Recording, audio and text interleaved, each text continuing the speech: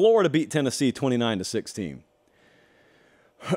Now, as you know, I don't ask for much in life. I just want all the credit with none of the blame. Pretty simple, straightforward. I had, the other day, after predicting this game, accurately might I add, I had someone come at me, and they respectfully said, "You're crazy." And their quote, and I wrote it down, was, "There is no way the Florida team that lost to Utah will beat Tennessee." And I said, "I agree with you." And they said, "What are you talking about? You just predicted Florida to win the game." And I said, "I sure did. What's your point?" And they said, "Didn't you hear what I said?" I said, "No way the Florida team that lost to Utah is going to beat Tennessee." And I said, I know. I just said I agree with you. He said, "But you're speaking out of both sides of your mouth." And I said, "No, I'm not. I'm not at all. I just don't expect the Florida team that lost to Utah to be the one that plays Tennessee this upcoming Saturday." This situation was ripe for an upset to happen. But it's one thing, like some of you choose to do, and that is to come on my channel after the games have happened and run your mouth in the comment section. I don't mind if you do that as long as you were on the record beforehand. If you weren't on the record beforehand, I don't even bother reading it. Why would that alarm be going off? What would I have to do during my own show? Oh, I'll tell you what that is. I got to do a radio hit with Cannell in the morning at 7:30, and I accidentally set the alarm for PM, also the wrong day. So we whiffed over 2 on that. Anyway, back to my point. You know what? Forget the point. Colin, we got the shot. 3, 2, 1, roll it. I don't think Tennessee's the team America thinks they are. What if I told you Tennessee has only put up 2 pass plays of over 20 yards? What if Florida just stones Tennessee early? What if they're getting some obvious passing down 3rd and longs and they're forcing Joe Milton to throw into the teeth of that defense? I'd take 150 on the ground if it's complimentary and Florida plays good ball. I'm just saying, negate the stuff that assisted in you shooting your own self in the foot in week 1. And you got a game on your hands here. We're going to see an inspired performance from Florida Saturday. Somehow, some way, Florida's going to find a way to turn this into a hammer fight. And not only am I going to take them to cover, I think Florida's going to find a way somehow to pull the upset. You see that? Over on Swamp 24/7, you see that? Against Utah, 21 carries for 13 yards. Abysmal. I was there. I stood on the field and watched it. Next week against McNeese State, 51 carries. They ran it for half a mile, 327 yards. Mathematically, it doesn't work out, but follow me here. And so we were wondering which Florida shows up. I tended to think they'd have a little more success running the ball than they did against Florida. I said I'd take 150.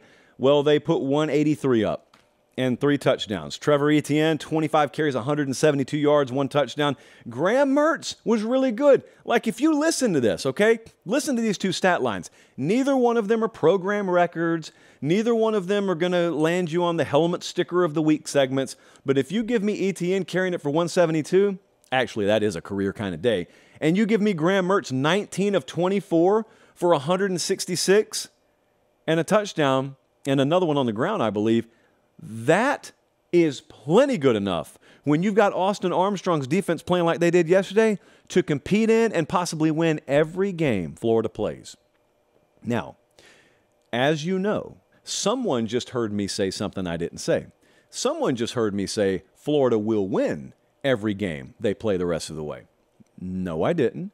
I said this caliber of game, if they can bottle that up and they can take it not only in their backyard, but also on the road, they can win every game they play.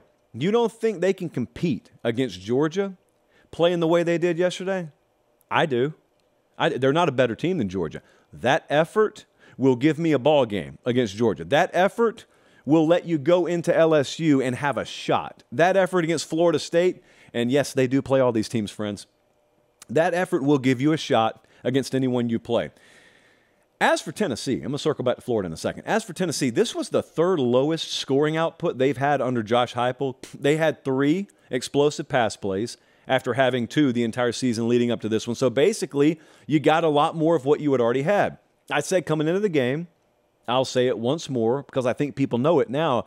I just think America had not watched Tennessee.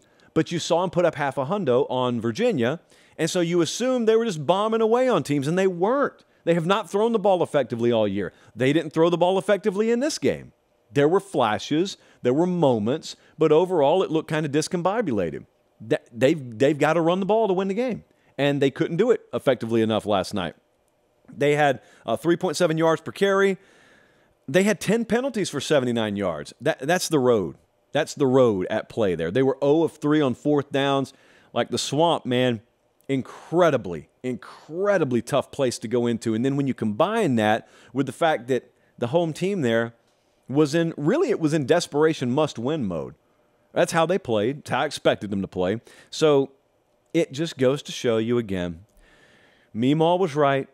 Meemaw was always right. Meemaw always will be right when she said, wise men make observations in week 1. Foolish men draw conclusions.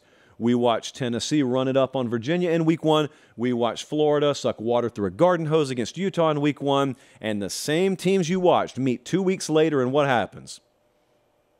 There you go. That's college football. That's why you just observe things in week 1. We get 12 versions of a team throughout the year. 12 versions.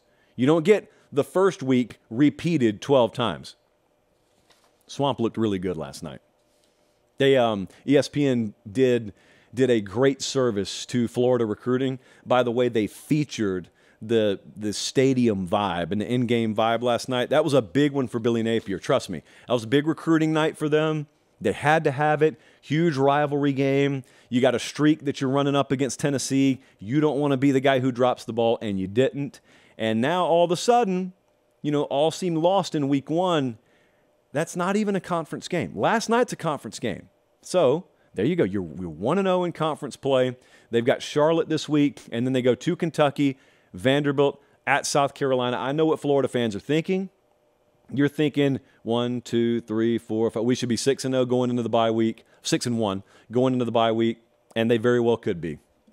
And then you got Georgia.